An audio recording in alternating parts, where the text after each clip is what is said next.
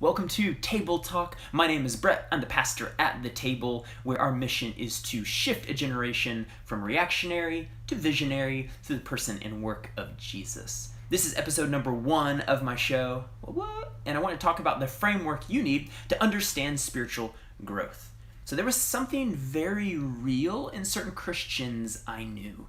Something I saw in them that I wanted in me, but it was hard to name exactly what it was. It was a sort of quiet confidence. Everyone would be freaking out, and they would just sit there. Everyone would be speaking, and they would be quiet. They seemed happier than most. Almost like faith had gone deep in them.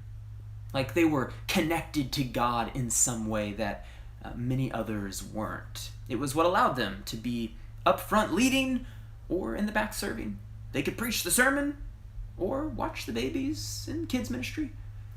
All I knew was to call it spiritual maturity, like they were really good disciples of Jesus. But again, I sort of lacked the language to know what it was or how to grow into it myself.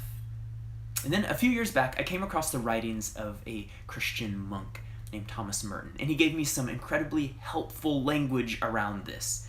He wrote, "All sin starts from the assumption that my false self, the self that exists only in my own egocentric desires, is the fundamental reality of life to which everything else in the universe is ordered."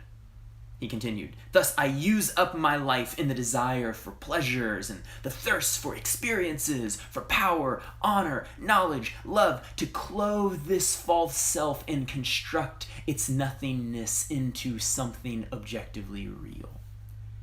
In other words, Merton is naming that there is this part of me, this grasping, craving part of me, this restless, never content, never at peace part of me that we might call my false self.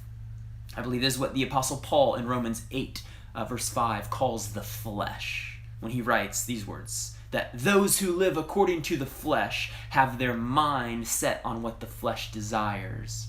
So, on the one hand, we have this flesh or this false self, but on the other hand, we have what Paul calls spirit, or what Merton would call the true self. The true self is that part of me that I encounter in silence. It's that deep part of me that's always already connected to God. It's that part of me that I am experiencing when I'm suddenly overwhelmed by peace and joy, by love and compassion, by patience, by kindness. It's that part of me that is deeply content and longs to not simply believe in Jesus, but to actually live like Jesus. So there you have it. The flesh versus the spirit. The false self versus the true self. So coming back to where I began, what was it I was seeing in these Christians that I so admired? It was that they had learned to live more and more from their true self and not their false self. And when I think of who Christ was, he suddenly makes so much sense, because he was someone who lived perfectly from his true self.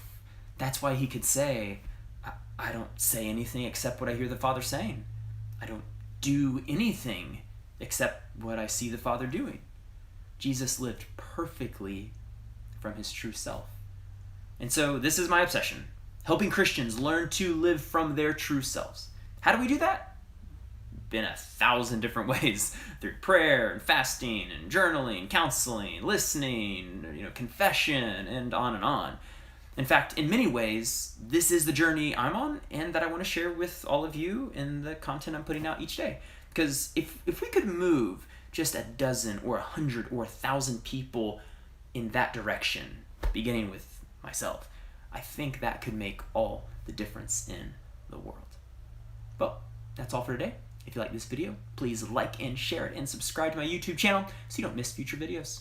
Grace and peace.